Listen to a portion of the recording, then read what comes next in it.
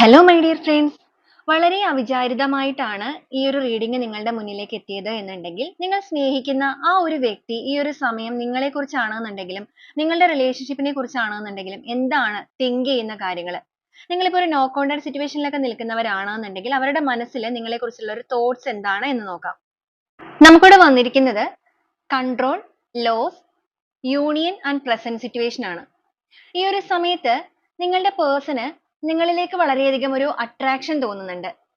ചിലപ്പോൾ നിങ്ങൾ ഈ റിലേഷൻഷിപ്പുമായിട്ട് ബന്ധപ്പെട്ടിട്ട് സൈലന്റ് ആയിട്ട് നിൽക്കുന്ന എനർജി ആയിരിക്കും. ചിലപ്പോൾ നിങ്ങൾ ലെറ്റ് ഗോ ചെയ്ത് പതുക്കെ നിങ്ങളുടേതായ ലൈഫിലേക്ക് ഫോക്കസ് ചെയ്തിട്ടുണ്ടായിരിക്കും.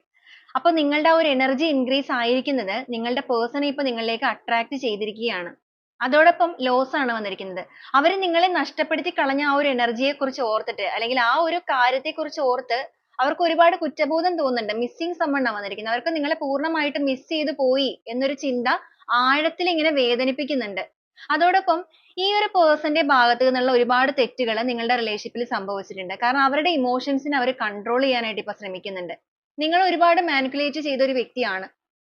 ഇവർക്ക് എപ്പോഴും മൂഡ് സ്വിങ്സ് കാര്യങ്ങൾ വന്നുകൊണ്ടേയിരിക്കും. എന്ന് വെച്ചാൽ പെട്ടെന്ന് നിങ്ങളോട് ദേഷ്യപ്പെടുക, ഒരു കാര്യവുമില്ലാതെ നിങ്ങളെ ബ്ലെയിം ചെയ്യുക.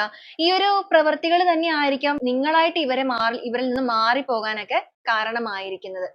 ഇവരുടെ ആ ഒരു എടുത്തുചാട്ടവും നിങ്ങളെ ഒരു വാല്യൂ ഇല്ലാതെ പലപ്പോഴും അവഗണിക്കുന്ന സിറ്റുവേഷൻസ് ഒക്കെ നിങ്ങളുടെ ലൈഫിൽ ചെയ്തിട്ടുണ്ടായിരിക്കും. പല കാര്യങ്ങളിലും വന്നപ്പോൾ നിങ്ങളെ മാറ്റി നിർത്തിയിട്ടും ഉണ്ടായിരിക്കും.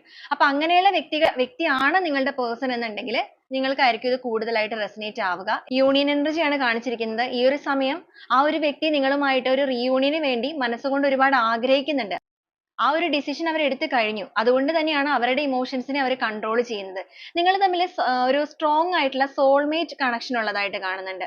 ഈ ഒരു വ്യക്തി തീർച്ചയായിട്ടും നിങ്ങളെ വീണ്ടും ഒന്ന് പ്രപ്പോസ് ചെയ്യാനായിട്ട് വരാനുള്ള സാധ്യത ഇവിടെ കാണിക്കുന്നുണ്ട്. അപ്പൊ നിങ്ങളുടെ വ്യക്തിയുടെ എനർജി ആണ് ഇവിടെ കാണുന്നത് എന്നുണ്ടെങ്കിൽ തീർച്ചയായിട്ടും ആ ഒരു റീകൺസിലേഷന് വേണ്ടിയിട്ട് പോസിറ്റീവായിട്ട് നിങ്ങൾക്ക് ക്ലെയിം ചെയ്യാവുന്നതാണ്.